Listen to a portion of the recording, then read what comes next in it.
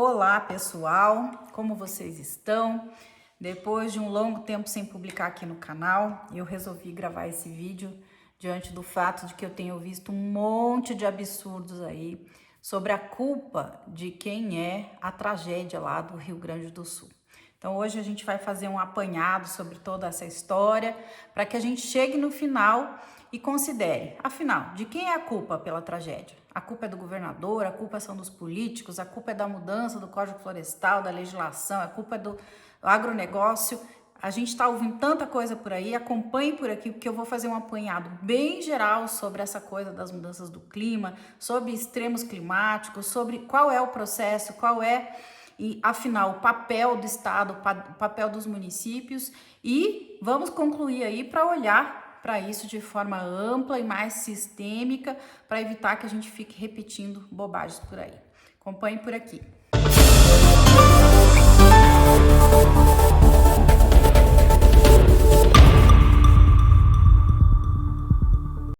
Vamos lá então, pessoal. Hoje eu preparei esse vídeo especial, fiquei um bom tempo sem publicar aqui no canal, mas depois de ouvir tanta bobajada nessa internet, é tanta gente falando coisa que não tem absolutamente nada a ver, que eu preparei esse vídeo aqui pra gente falar um pouquinho sobre, afinal, de quem é a culpa pela tragédia do Rio Grande do Sul. Será que a culpa é do governador? Tanta gente falando isso, que os políticos não se prepararam, que os políticos não fizeram nada, que a direita conduz as coisas por um Estado mínimo e, portanto, o Estado não age, que a esquerda não se preparou, mas que agora estão distribuindo dinheiro. A culpa é do presidente Lula, a culpa é do Ministério do Meio Ambiente. Outros estão falando por aí, que acho que é o maior absurdo que eu já ouvi de todos, é porque não proteger as APPs. Não, a culpa é do agronegócio porque usa agrotóxico, a culpa é do agronegócio porque usa a terra sem ter lá a sua reserva legal, sem recuperar as APPs, sem cumprir o Código Florestal, a culpa é de quem está fazendo o desmatamento, a culpa, gente, a culpa virou culpa de tantas coisas fora de propósito que a gente precisa fazer uma reflexão sobre isso e por isso eu parei hoje aqui para gravar esse vídeo. Então vamos lá, o que eu vou falar aqui hoje com vocês é de uma forma bem ampla e bem técnica. A gente vai tentar fazer um grande panorama sobre esse processo, dessas tragédias climáticas, desses eventos críticos que a gente tem vivido no Brasil e vamos avançar por aí, entendendo toda essa estrutura que é complexa, para que a gente possa formar opinião e possa divulgar por aí o que de fato é o real, o que de fato é o correto.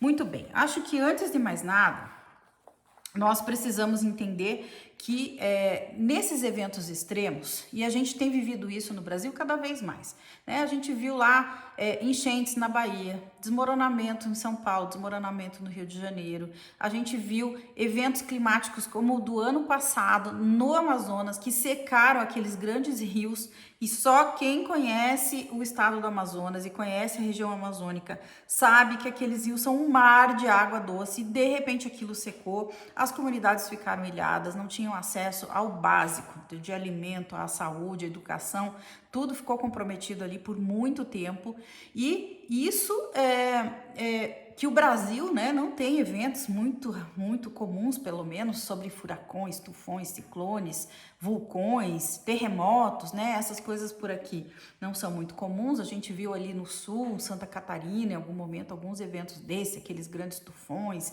levando telhados, levando cidades, levantando, né, carros e por aí vai, mas isso não é tão comum aqui no Brasil.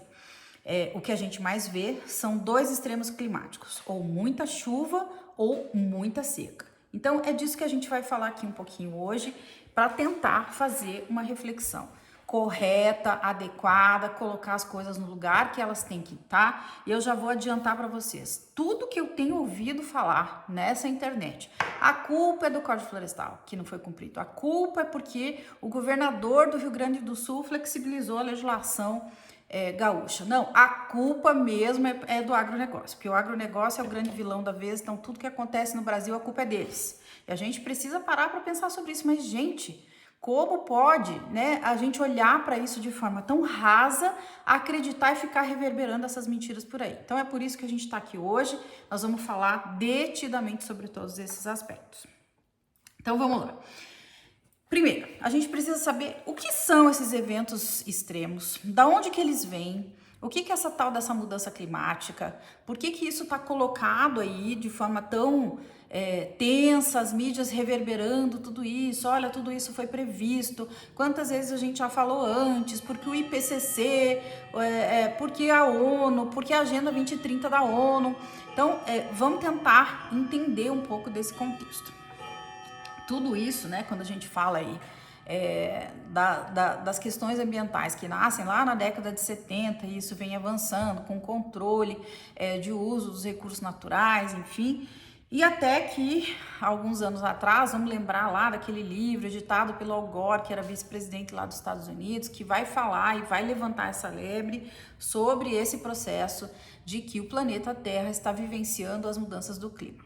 Bom, a ciência vai afirmar o seguinte: independentemente das questões de ciclos geológicos que o planeta passa, há um elemento, há um fator antrópico, ou seja, um fator provocado pelo ser humano para a intercorrência climática que nós estamos vendo hoje. E se diz o seguinte: a produção do carbono. Então, isso começa na era industrial, com a queima dos combustíveis fósseis, se queima, se disponibiliza muito carbono na atmosfera, se liberam os gases de efeito estufa, isso provoca um efeito em todo o planeta, e a partir daí as consequências que a gente já vai reconhecendo, né? Reconhece as consequências sobre derretimento de geleira, então ora extremos de muito frio, ora extremos de muito calor. A gente viu na Europa ano passado, na China, calor de 45, 48 graus, aqui no Brasil também não foi diferente, temperaturas que a gente não estava muito acostumado, não via isso. A gente vê mudanças de ciclos hidrológicos, então os períodos de chuva às vezes altera, a chuva atrasa, a chuva adianta, a chuva muda de regime, às vezes era aquela chuva contínua, agora é só chuva torrencial. Então isso tudo aí, né, a ciência aponta como uma das causas sendo causa humana, ou seja, estamos poluindo muito o ambiente, estamos emitindo os tais gases de efeito estufa, e isso provocando todas essas consequências climáticas, que de sua vez produzem efeitos, né? Nós vamos olhar um pouquinho sobre isso.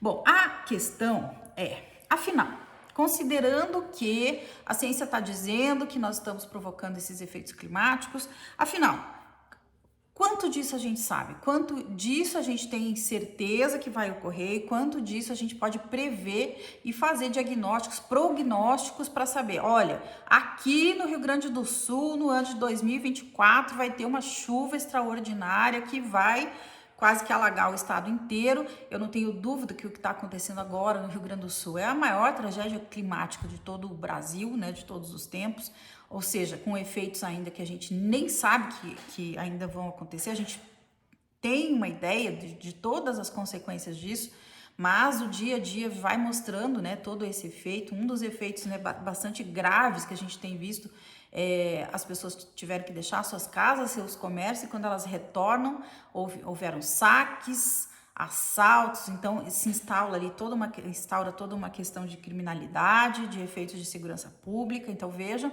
e aí as pessoas vão para os abrigos, e aí tem, né, violência contra mulheres, contra crianças, enfim. Então, além das questões de segurança, as questões, aí cadê os empregos? Para onde vão os empregos? E daí cadê as pessoas que perderam tudo? Como é que elas vão reconstruir a vida? Como é que reconstrói casa? Aonde vai reconstruir tudo isso? Então, enfim, consequências sobre infraestrutura, sobre estrada, sobre ponte, e isso vai ganhando uma dimensão enorme diante desse efeito. Mas a questão aqui como eu vinha dizendo, peraí, mas dava para saber antes que isso ia acontecer? E se dava, o que foi feito? O que não foi feito? E de quem é a culpa pelo que não foi feito, né?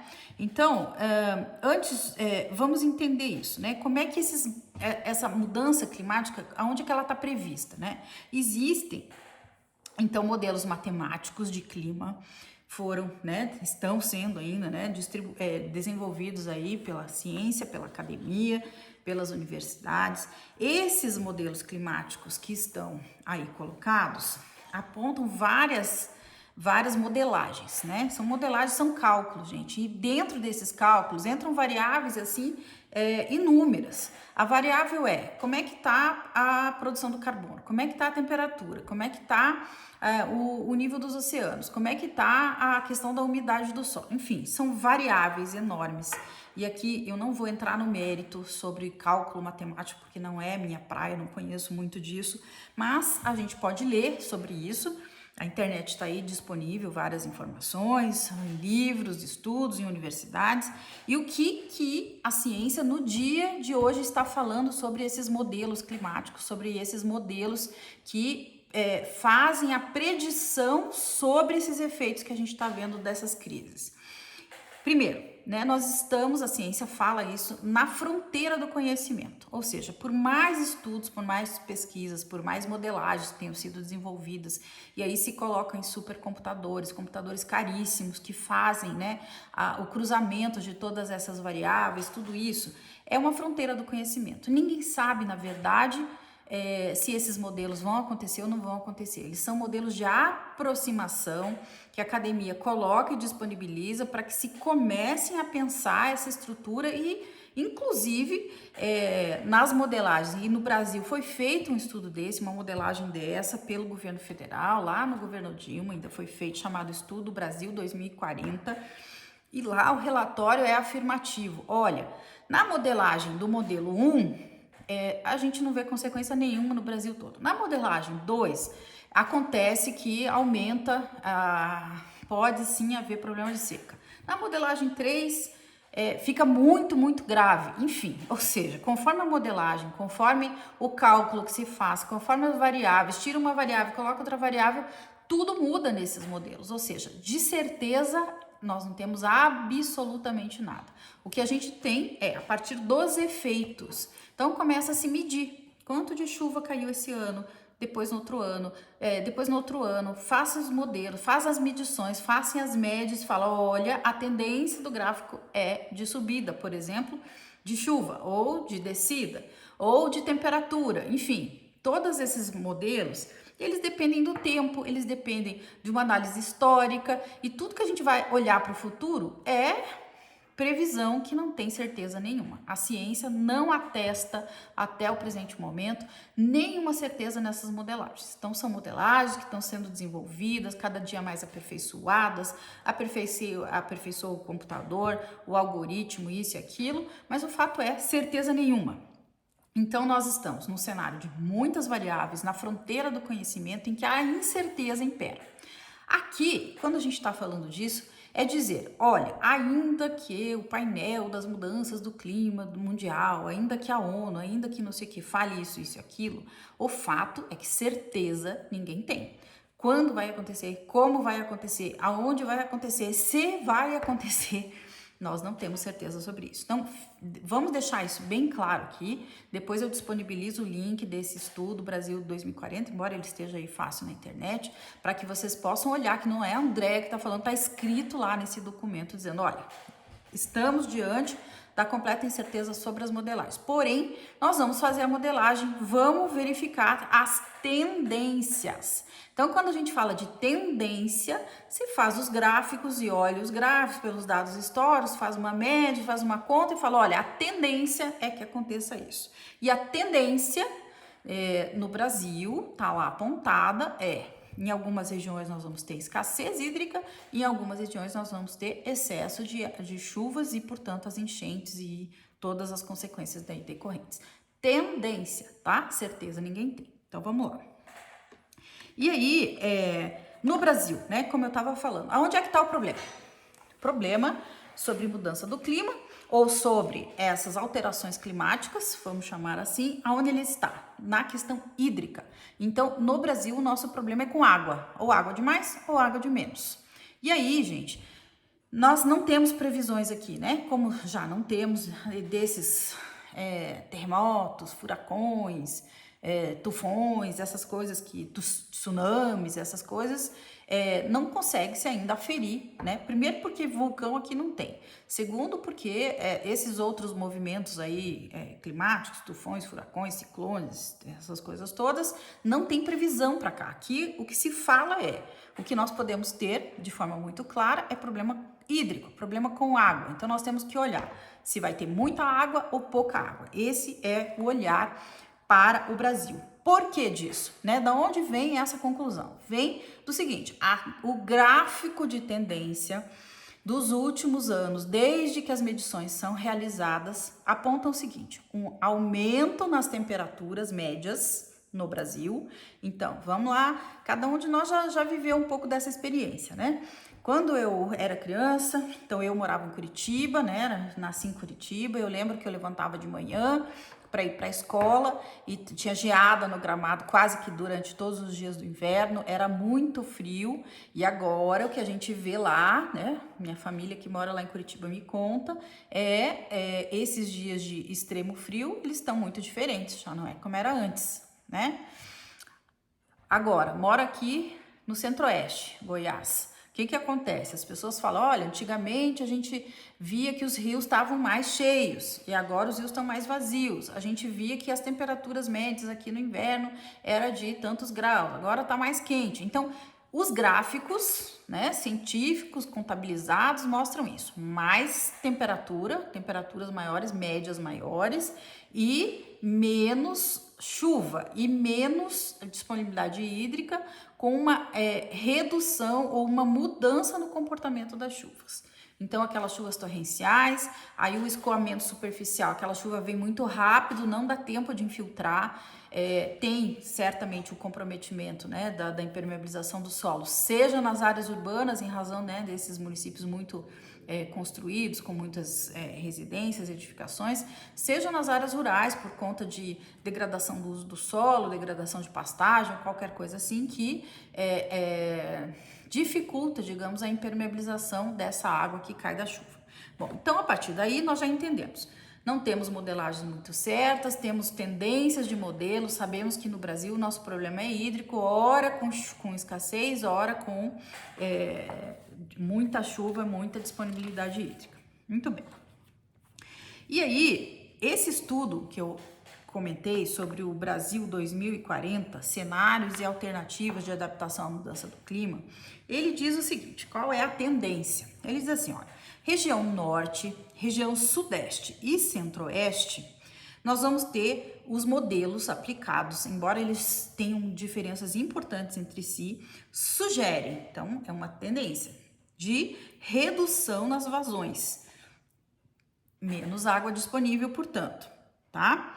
O que os modelos todos os modelos prevêem redução, porém eles divergem em magnitude.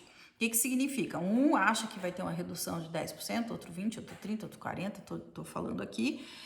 No centro-oeste, né, os estados do centro-oeste, Goiás, Mato Grosso do Sul, a previsão é que de uma redução de até 50% a menos de água. Então, 50% a menos de chuva, 50% a menos de água nos rios e com essa redução, ok? Os modelos também realizados para a região sul, olha que interessante, região sul, estado do Paraná, Santa Catarina, Rio Grande do Sul. Uma parte do modelo prevê o seguinte, haverá um aumento de vazão. E a gente está vendo isso lá no Rio Grande do Sul. Outro modelo, né, quando testaram um outro tipo de modelo, ele concluiu por uma redução em até 40% das vazões. Então vejam que a matemática não é certa, a matemática é dúbia, é incerta, e aí vocês imaginem lá o governador do Rio Grande do Sul com esses dois modelos. Olha, uns aqui diz que vai aumentar, outros aqui diz que vai diminuir a disponibilidade hídrica. E vamos lembrar, 2 anos atrás o Rio Grande do Sul estava vivendo seca. Houve perdas enormes na produção agrícola do Rio Grande do Sul, se discutiu enormemente lá a questão de como fazer reservação de água. Vamos lembrar que lá na legislação do Rio Grande do Sul não se pode fazer barragem, né? Porque as barragens só as de utilidade pública, ou seja, aquelas de abastecimento. E aí, qual que era a discussão lá? O produtor rural quer fazer irrigação, não podia, porque ele não pode fazer a reservação de água, a irrigação é só direto do curso d'água, então o que complica, o que não gera a segurança técnica, institucional necessária e por aí adiante. Então, o que eles estavam discutindo lá 2 anos atrás? Escassez. 2 anos depois, a tragédia que a gente viu com excesso de água. E o modelo do estudo mostrava isso. Olha, um modelo mostra aumento, outro modelo mostra redução das vazões hídricas. Então, vocês imaginem como é isso para um gestor. Ele tem que, a rigor, se preparar para tudo. E só por aí a gente já começa a fazer a seguinte reflexão. É culpa do governador?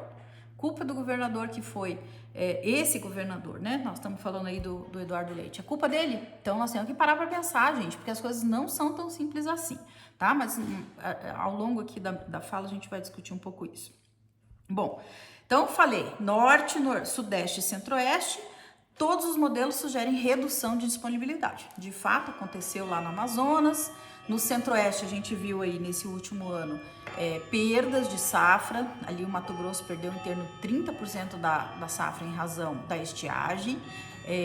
E assim, cada ano a gente está verificando e aí esses dados vão sendo consolidados. Aí o relógio está tocando, são 10 horas da noite a hora que eu estou gravando esse vídeo. Então vocês vão ouvir 10 badaladas, mas vamos seguir aqui. Vamos lá. E no Nordeste, né? Então falamos Norte, Sudeste, redução. No Sul, um modelo aponta pelo aumento, outro modelo pela redução. E no Nordeste, o modelo é incerto. Nenhum nem outro está bastante incerto, ou a modelagem para o Nordeste ela não foi conclusiva, nem por aumento, nem por redução. Muito bem. O que todos os modelos testados que estão lá no estudo Brasil 2040 mostram? Uma tendência de mudança. Ou seja, o que era não será mais como era antes. Bom, a partir daí, né? Vamos imaginar que você é um gestor público, que você está lá à frente com essa política pública na mão, e aí você vai entender, olha, então hoje a economia do meu estado é tal, por exemplo, baseado no agronegócio, que é o caso de Goiás. Então ali nós temos cidades, como é que está a questão do abastecimento de água nas cidades? Temos problemas de escassez, não temos? Como é que nós vamos fazer com isso? Sabendo que o que era em 2010 não será em 2020, não será em 2030, não será em 2040, tudo isso está em processo de mudança. Esse é o modelo, a tendência de todos os estudos apontam nesse sentido. E aí vem a pergunta, mas de que mudança nós estamos falando, afinal de contas? Que mudança é essa que está prevista, que está identificada como possível de acontecer? Bom, as mudanças na distribuição pluviométrica, distribuição da chuva. Então, aquela chuva que acontecia, as tais das invernadas, que chovia ali um mês, aquela chuva fina, ficava um tempão chovendo, agora vira tempestade, né? Então, mudou a distribuição. A hora chovia muito na cidade tal, agora não chove. Chovia muito lá no sul do estado, agora não chove. Chove mais na região norte. Então, nós vamos ter essas mudanças acontecendo. Alternâncias entre cheias e secas, e de fato a gente tem visto isso, né? Então, a hora chove demais, a hora chove de menos, não há estabilidade no cenário. Então, essas mudanças estão apontadas.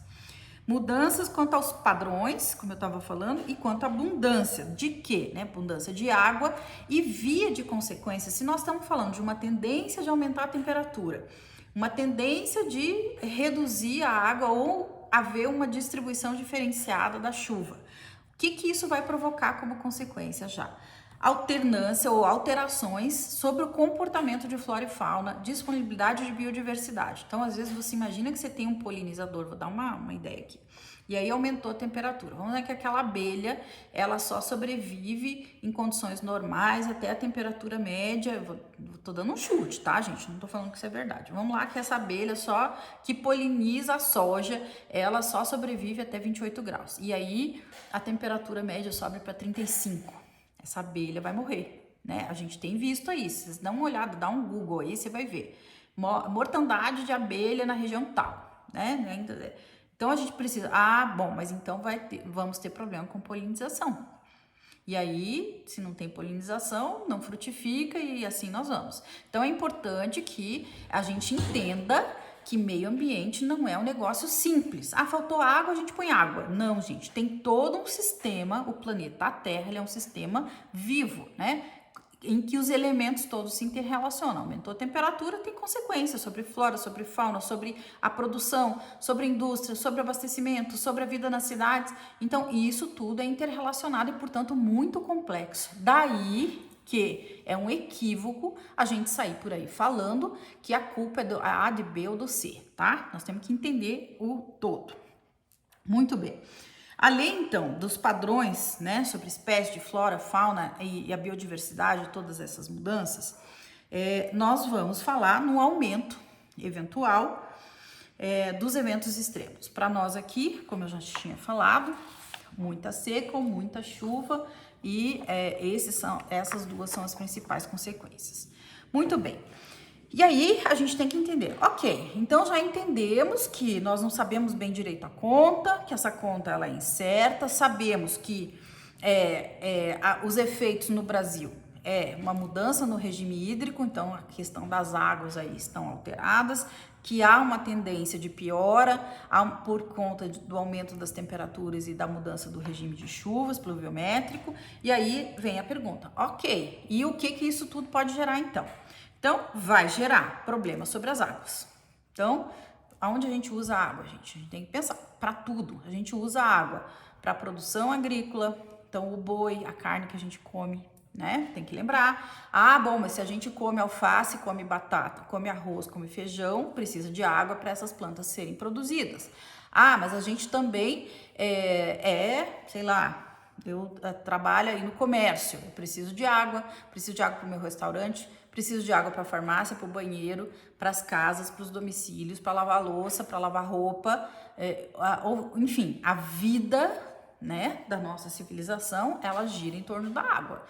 Não é à toa que a civilização humana se construiu em torno de água, né? Por isso que as pessoas estão lá perto da água. Então vamos lembrar. Ah, mas por que lá no Rio Grande do Sul essa enchente pegou tanta gente? Porque nós estamos falando de um estado que tem uma colonização antiga e toda colonização, todo mundo se instala perto da água, né? É muito simples entender as razões disso acontecer. Muito bem, sobre biodiversidade eu já falei, sobre ecossistemas e aí outros problemas para nossa civilização, aí problemas sociais que envolvem o ser humano.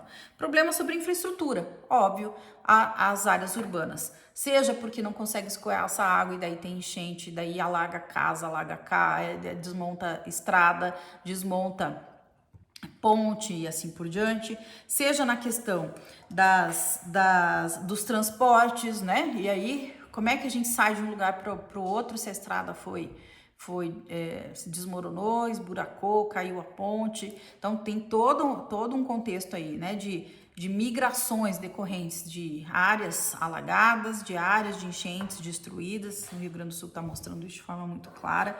Tem consequências sobre a produtividade agrícola. Se tiver chuva demais, não produz. Se tiver seca demais, também não produz.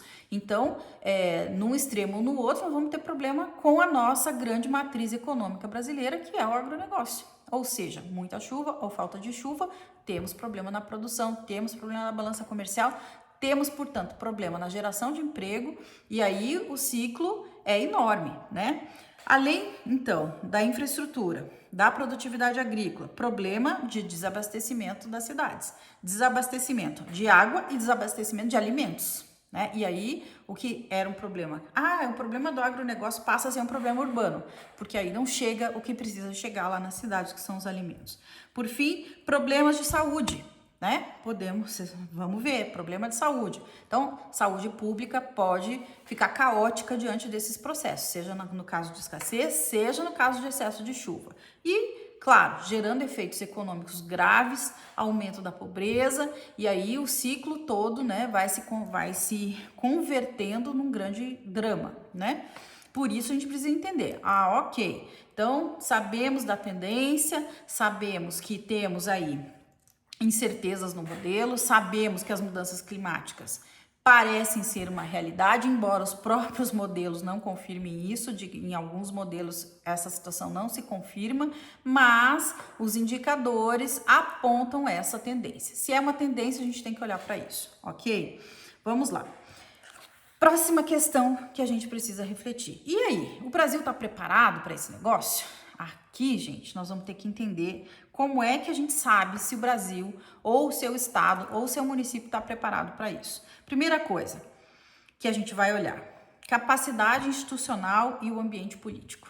Aqui é muito importante a gente entender o seguinte: o Brasil, ele é conduzido nas suas diversas ações, e aí quando a gente fala, né, de benefícios, justiça social, a gente fala que tem um motor que leva isso para um lado, para o outro, ou não leva para lado nenhum. Esse motor chama Estado brasileiro. O Estado brasileiro, ele é composto pela União, pelos estados e pelos municípios, mas ele é composto pelo Poder Executivo, pelo Poder Legislativo, pelo Poder Judiciário, os órgãos de controle, Ministério Público, Tribunais de Contas. É uma enormidade aí de máquina pública que tem como objetivo, portanto, que as políticas públicas sejam desenvolvidas, executadas e entregues ao público, entregues à sociedade de forma qualificada.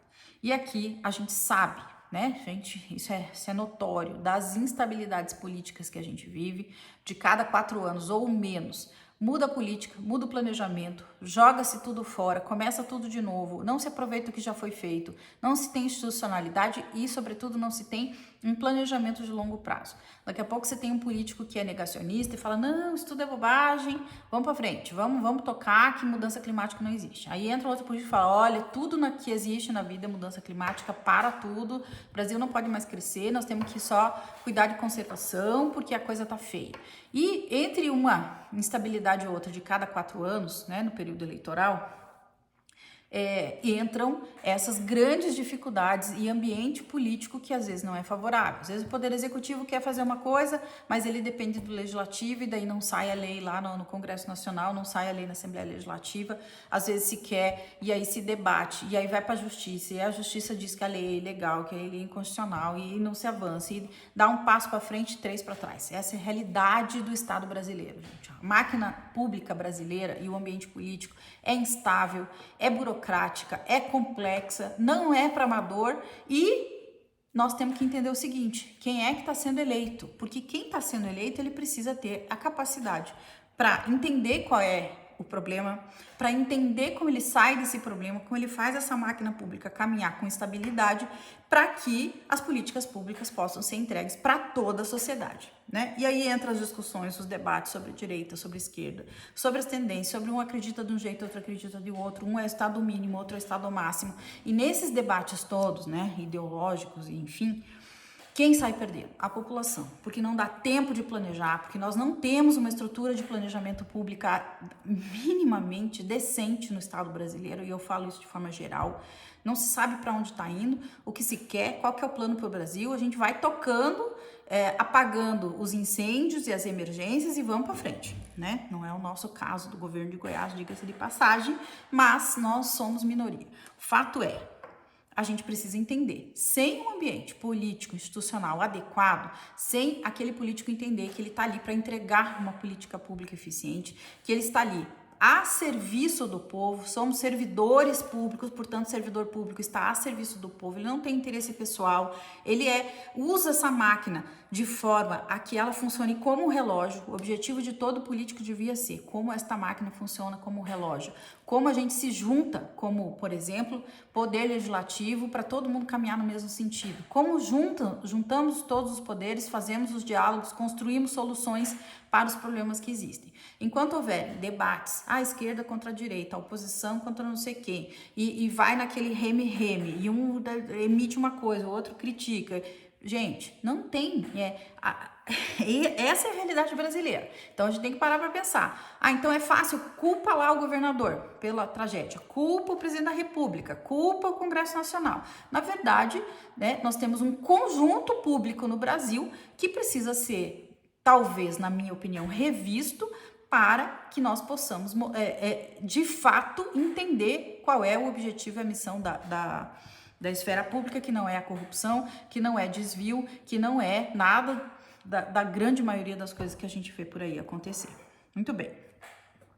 Então, entendendo isso, o primeiro ponto que a gente tem que entender é esse. Temos capacidade institucional e ambiente político? Eu vou responder para vocês, não temos. Essa é a realidade do Brasil. Não temos. Nós temos profissionais muito bons no serviço público, mas temos muito ruins, temos políticos bons e políticos ruins, temos um ambiente instável e temos uma realidade completamente desuniforme. Às vezes um estado é muito bom, o outro é muito ruim, às vezes você tem profissionais que comprometidos e outros não. Então essa é a nossa realidade. A gente tem que olhar para a realidade, essa é a realidade. Pronto, qual é o próximo passo, né?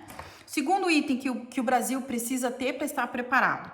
Nós conhecemos, de fato, a nossa realidade climática, local, regional, fizemos os estudos, porque esse estudo, o Brasil 2040, ele é um estudo muito macro, que já tem alguns anos, e aí isso tudo precisa ser atualizado, a gente precisa entender essas dinâmicas, essas coisas todas, que passam pela academia, passam pela ciência, e aí a gente tem que perguntar, para eu entender isso, eu preciso da academia, preciso da ciência. Cadê os nossos investimentos na ciência e na pesquisa no Brasil, gente?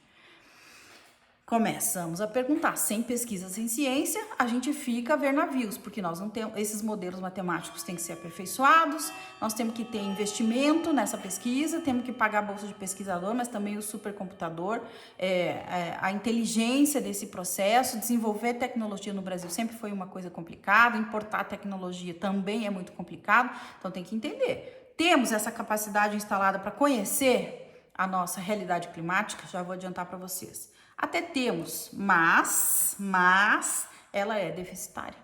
Então, nós precisamos aprofundar isso, aprofundar a ciência, aprofundar a descer essa realidade teórica e científica para o dia a dia. Conhecemos os riscos e vulnerabilidades, aí nós estamos falando aí no Brasil sobre plano de adaptação de mudanças do clima, plano de mitigação de mudanças do clima, plano, que ninguém sabe fazer, quase ninguém tem. Se você fizer um estudo aí, quais os estados que têm os tais dos planos de adaptação, para entender os riscos, entender as vulnerabilidades, entender o que fazer. Não temos.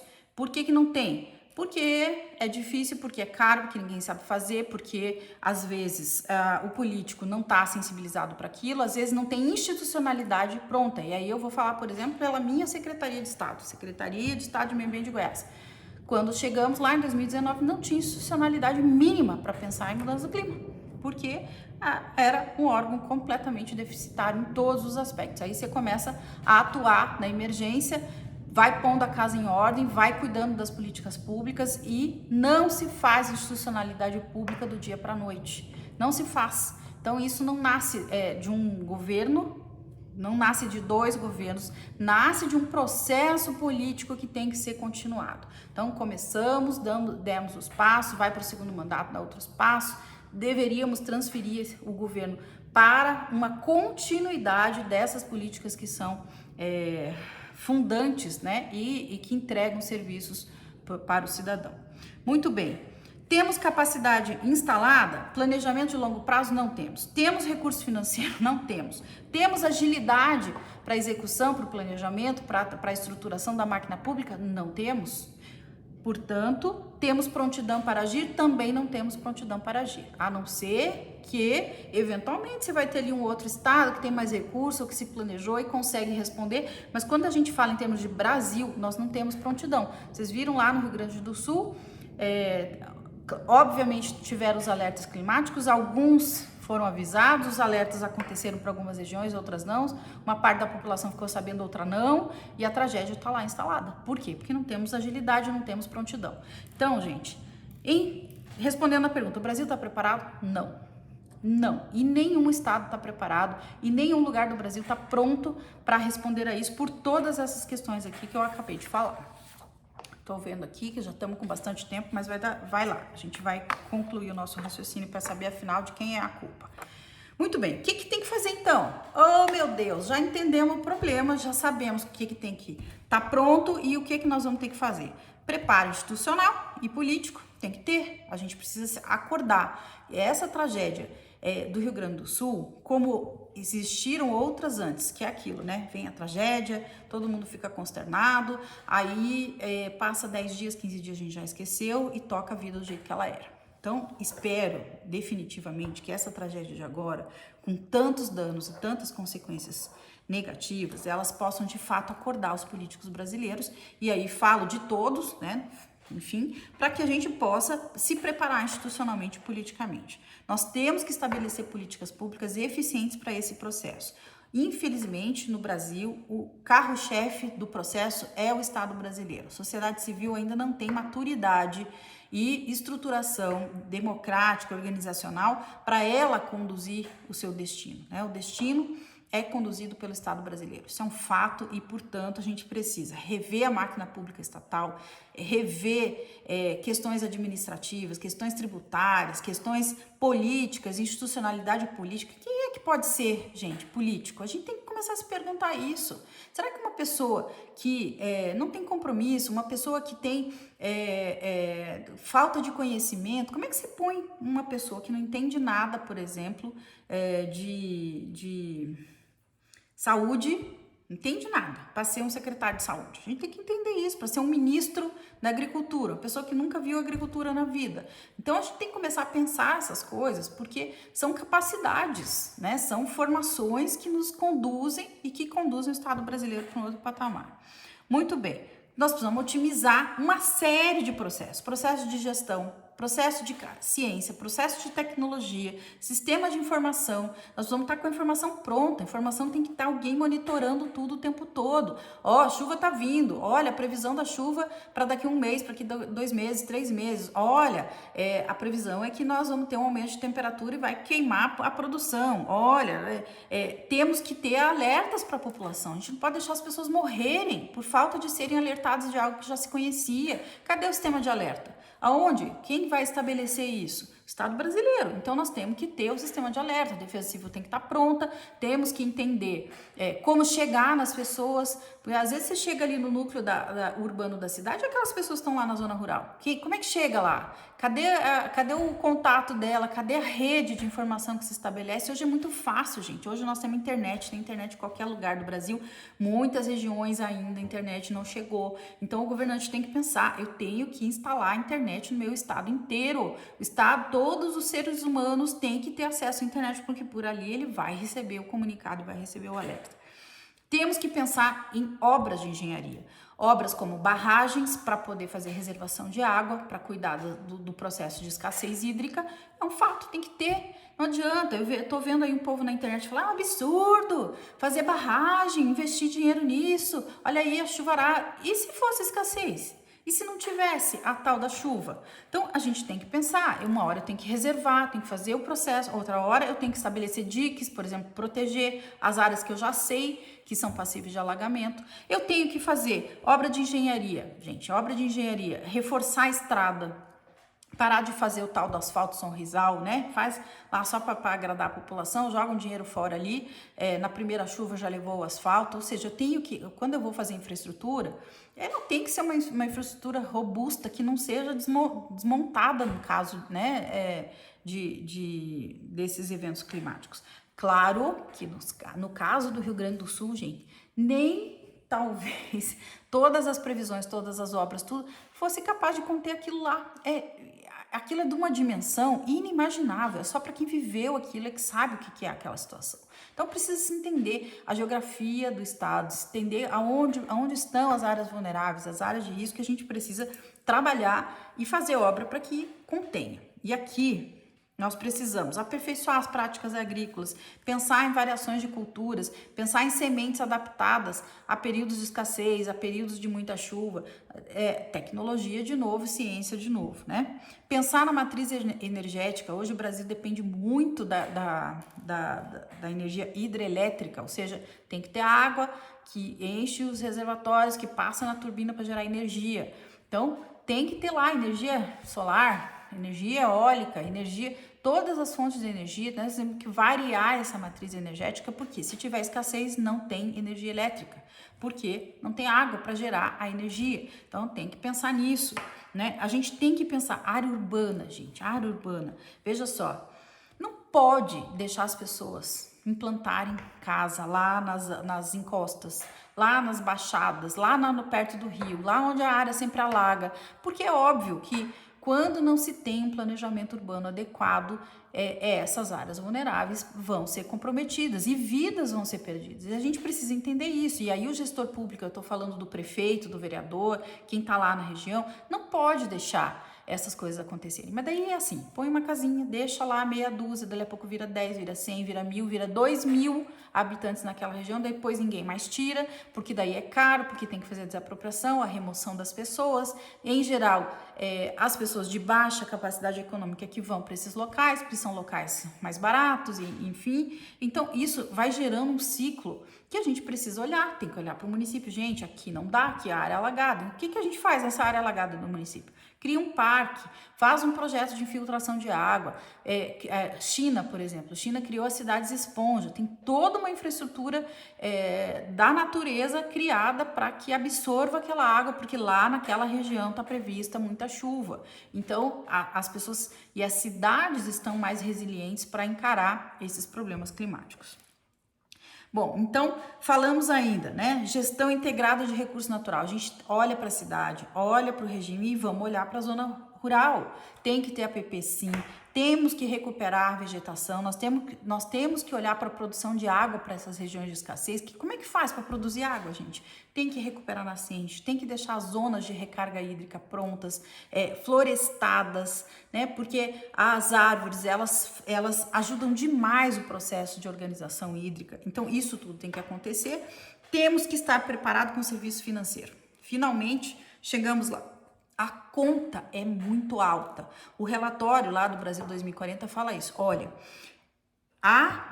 para a preparação das cidades e dos territórios, para mudar a matriz energética, para cuidar da infraestrutura urbana, infraestrutura de estradas, ferrovias, etc. Pensar que, por exemplo, nas regiões portuárias, nas regiões marítimas, pode ter problema sim de entrada de água nas cidades, na beira do mar, mas também de desmontar os portos aonde toda a safra brasileira sai. Então, tem que olhar para isso e entender, bom, tem que fazer obra, tem que fazer plano, tem que desmobilizar pessoas, tem que desmontar bairros, montar novos bairros. Para isso tudo precisa de dinheiro. E aí o que o relatório Brasil 2040 fala? Os custos são proibitivos para o Brasil. É um fato, nós não temos dinheiro aqui para dar conta dessa coisa toda. E aí, o que vai se falar? Nós vamos ter que tomar uma decisão. Nós vamos redirecionar os recursos públicos para essas obras, para esse planejamento, para essa estruturação, ou nós vamos conviver com a crise. E depois que ela acontecer, a gente remedia, que é o que está acontecendo lá no Rio Grande do Sul agora. Vocês estão vendo tanto de dinheiro que precisa para poder recuperar os mais de 300 municípios atingidos. E nós estamos falando de muita coisa. Nós estamos falando de escola, estamos falando de hospital, de equipamento que queimou, de estrada, de ponte, de casa, de poste, de rede de drenagem, de esgoto. Gente, olha a infraestrutura que levaram centenas, às vezes, de anos para serem construídas, para conseguir os recursos para investir, para ir melhorando as cidades, e de repente foi tudo levado água abaixo. E o custo para restaurar isso é muito alto. Então, nós aqui no Brasil, a gente fica entre a cruz e a espada. Se eu não faço e espero a crise chegar e não faço porque eu direcionei meu recurso público para a educação, para a saúde, para a segurança pública, que são os serviços básicos, e já não está sendo suficiente para atender tudo isso, porque a máquina pública é ineficiente, porque a questão tributária é complexa, porque nós não conseguimos estruturar, né, um Estado mais eficiente, portanto gasta-se muito dinheiro e desperdiça-se muito dinheiro e muito tempo na gestão administrativa. Eu vou aqui falar uma coisa que eu fico assim muito incomodada. Qualquer contratação que a gente vai fazer usa-se licitação. Uma licitação básica, gente, é 8, 9 meses para a gente concluir uma licitação. Então veja, mas a licitação é necessária, porque senão tem corrupção. E aí a gente cuida da corrupção e deixa o Estado ineficiente, não entrega serviço público, porque o nosso modelo de contratação pública é um modelo extremamente burocrático. Burocrático, cheio de controle, não controla a corrupção, e por meio da licitação a gente sempre compra o mais caro pela pior qualidade. Essa é a realidade. Você quer ver? Vou dar um exemplo do mais básico. Vai comprar o café lá para o serviço público, sabe? Para falar da coisa mais medíocre que tem. É sempre o pior café que tem, e o preço é preço de mercado comum e alto. E por quê? Porque se faz as cotações, se faz a licitação, acha que vai resolver aquilo e não resolve nada. Isso para falar de uma obra, para falar de um serviço. Imaginem o seguinte: vamos pensar, vamos entender então o modelo matemático, climático para o estado de Goiás. Vamos fazer uma licitação para contratar isso. Gente, é para mais de ano para conseguir. Aí já foi o primeiro ano do governo. Aí pensa que vai contratar até que aquele serviço é entregue, até que aquilo é avaliado, daí passou no Tribunal de Contas, daí passou na Procuradoria, passou não sei aonde, na Controladoria, não sei o que lá. Quando ficar pronto, o mandato já acabou, aí tem que torcer para ser reeleito governante da vez, senão tudo aquilo vai lá engavetado, fica em alguma gaveta lá, algum arquivo e se esquece e começa tudo de novo. É assim que é o Brasil e nós precisamos olhar para isso. Então, temos que pensar, temos que entender que nós estamos diante de uma situação muito complexa e nós não podemos simplesmente só aponta o dedo aí, ó, e fala que é fácil de resolver e que a culpa foi a omissão. Tem também, obviamente que tem omissão de poder público, obviamente que tem erros, equívocos, mas a gente precisa entender, bom, um pedaço sim é porque o governante da vez não fez o que tinha que fazer, outro pedaço é porque a capacidade não está instalada, outro pedaço é porque nós não temos institucionalidade administrativa e política adequada, outro pedaço é porque o uso e ocupação do solo, seja urbano, seja rural, tem problemas, outro pedaço é porque a gente tem uma legislação que não facilita as coisas ou que não prevê, né, soluções para isso, como é o caso, por exemplo, do planejamento de longo prazo no Brasil. Então, o problema é sistêmico, é complexo e a gente não pode apontar o dedo para um ou outro porque é um equívoco isso. O problema é muito maior do que a gente possa ficar aqui acusando A ou B ou C. E eu aponto aqui um problema da sociedade brasileira, que é a nossa não participação. A gente entrega o nosso destino na mão do governante, né? Porque nós não temos maturidade social para participar, para opinar, para cobrar dos nossos governantes, para ter os resultados resolvidos. A gente vai deixando, vai lá no dia da eleição, elege, vira as costas, vai cuidar da vida e deixa, né, esse conjunto social sem entender. A gente nem entende o que está acontecendo, que dirá pensar em cobrar alguma solução, né? Para finalizar aqui, eu quero ser bem breve para dizer para vocês que, assim, todo mundo que tá aí falando, a culpa é da flexibilização da legislação, do Código Florestal, do não sei o que. Gente, pelo amor de Deus, gente, isso não é um problema que acontece de ontem para hoje, da lei que foi mudada ontem, que já causou problema hoje, ou da lei que não foi executada. Isto é um problema sistêmico. São muitas partes sistêmicas, são muitas coisas a serem feitas, a serem mudadas, aperfeiçoadas, e o fato é que a gente não pode ficar divulgando bobagem e falando coisa que não tem nada a ver. Para finalizar, eu vou falar um pouquinho de Goiás, né? Eu tô em Goiás e a gente precisa entender. E aí, né? Ela tá falando tanta coisa. E Goiás tá fazendo o quê? Então, eu vou passar aqui o nosso panorama. A gente começou, claro, pelo aperfeiçoamento da máquina pública. Então, hoje a Secretaria de Estado de Meio Ambiente é uma secretaria eficiente, que tem gestão, que tem controles, que tem transparência, que tem compromisso com o resultado, que tem planejamento. Sim, nós temos um planejamento estratégico, todas as nossas áreas têm produtos para serem entregues, foram e continuam sendo entregues. Nós estamos aí no 6º ano de mandato, com muitas soluções já criadas, com muitos produtos efetivamente entregues, mas tudo começou pela reestruturação administrativa e institucional, né? Sabemos que temos um governo hoje, o governador Ronaldo Caiado, ele prima pela eficiência, ele prima por uma gestão técnica e, portanto, nós temos resultados, porque temos um governo que entende o que é ser governo, né? Bom, a par, né, das questões de gestão, nós trabalhamos com uma série de instrumentos, todos em paralelo. Trabalhamos com as bacias críticas, hoje temos gestão em todas as bacias, estamos gerindo conflitos pelo uso da água nas bacias. Goiás vive situação de escassez, o que está apontado no relatório para Goiás, que é a escassez hídrica, acontece. É um fato, todos os anos nós temos problemas de abastecimento na cidade e, eventualmente ou não, temos alguma perda de agricultura, né, da produção agrícola em razão disso, né? Às vezes não, às vezes é recorde de produção e às vezes tem uma queda da produção. Cada ano, cada ciclo tem sido diferente um do outro. Muito bem, trabalhamos com todos os comitês, todas as bacias de Goiás, tem comitês de bacia, portanto, a participação social está garantida, os debates, a construção das soluções para todas as bacias críticas está sendo feita com a sociedade, e isso é importantíssimo para dar institucionalidade e para não ter quebra de transição de governos, né? Temos sistema de informação Todas as nossas informações hídricas estão hoje nas plataformas de internet, lá dentro do site da Secretaria. Você quer saber qualidade da água, tá lá. Você quer saber disponibilidade hídrica, tá lá. Quer saber monitor de seca, tá lá. Então, isso está disponível ao público, todo mundo pode conhecer. Nós damos os alertas. Nós informamos, só esse ano agora, 2024, a gente alertou, olha, vamos ter problema com disponibilidade hídrica para 2024, vai ter menos chuva. A Federação da Agricultura já chamou uma coletiva, avisou a todos os produtores rurais para se prepararem, sobretudo aqueles da produção de gado, para que fizessem a silagem, para que mantivessem lá alimento disponível para o gado, para não faltar no período de seca, porque podem, né, ter perdas econômicas graves, perdas de vidas animais. Então, isso tudo está funcionando. Alertamos quando tem excesso de chuva. Então, ano 2023, Goiás, Nordeste Solidário. O que foi isso? SEMAD, com todo o sistema meteorológico, né, com os modelos matemáticos que estão gerando lá, identificou, vai ter muita chuva no período tal, na região tal, no município tal.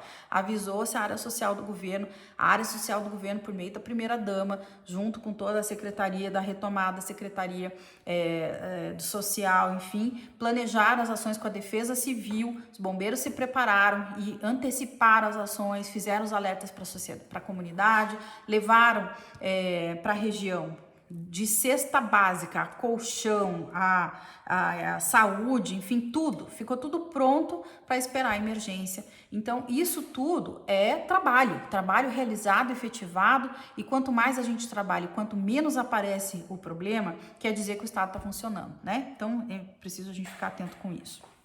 Bom, as obras de saneamento estão em andamento, tanto de abastecimento quanto de esgoto. Estamos trabalhando com a questão de resíduos. Vocês estão vendo lá, né, na região das enchentes, lá o tanto de lixo que está espalhado naquela água. Vocês imaginem quando essa água baixar, para onde vai ser mandado esse lixo? Então, tudo isso tem que ser estruturado, e nós estamos estruturando a questão de resíduos no estado.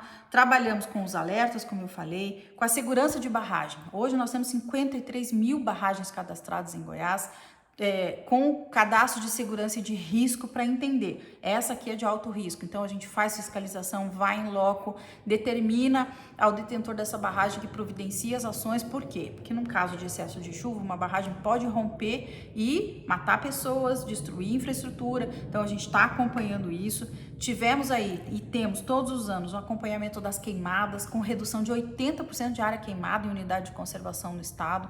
Então, olhando para isso, né, para esse momento de seca, aumenta os riscos de queimada, perda de biodiversidade. Então, estamos atentos, construindo aí as brigadas, realizando ações, né, de prevenção a incêndios, fazendo os aceros, enfim, toda uma ação, né, da Secretaria junto com a Defesa Civil, Corpo de Bombeiros, para garantir que nesses períodos de seca, quando as queimadas vêm, a gente tem uma estrutura para combater esses incêndios, prevenir e combater.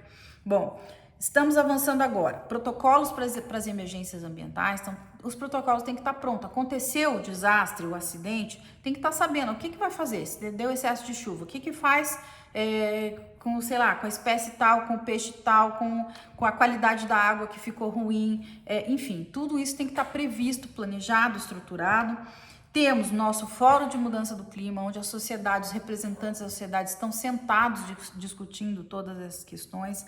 Além disso, trabalhamos fortemente no controle do desmatamento, que é uma forma de reduzir as emissões de carbono do estado, e com o plano, né, Goiás Carbono Neutro 2050, a previsão é que a gente estruture todos os setores econômicos, façamos o acompanhamento para que eles possam estar prontos para que Goiás, né, nas próximas décadas aí, chegue ao carbono neutro, ou seja, nós não contribuiremos aí com emissões de carbono para ainda piorar a situação climática do planeta.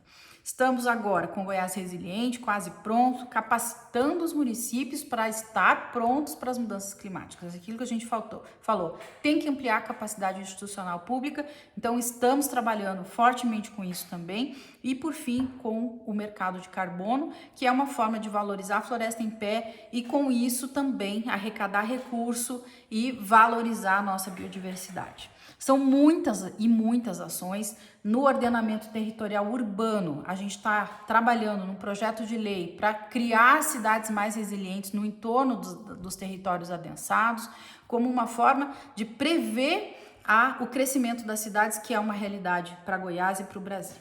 Muito bem, gente. Eu acho que nesse grande resumo aqui, quase 1 hora já de gravação, de live, a ideia é que eu possa ter passado para vocês um panorama geral, né, das ações, da dinâmica, da complexidade, das dificuldades que são enfrentar isso, e espero que vocês que tenham a oportunidade de assistir esse vídeo estejam mais preparados para, como cidadão mesmo, participar das ações do Estado, participar e acompanhar o que está acontecendo, cobrar dos governantes e assim a gente poder, de fato, estar prontos e preparados para enfrentar os desafios que vêm aí pela frente, seja na escassez, seja nas enchentes. Um abraço para todos vocês e espero no próximo vídeo. Eu vou tentar ser mais fiel e mais presente aqui no YouTube, trazendo essas reflexões mais complexas para que a gente possa juntos, né, construir um Brasil melhor. Muito obrigada.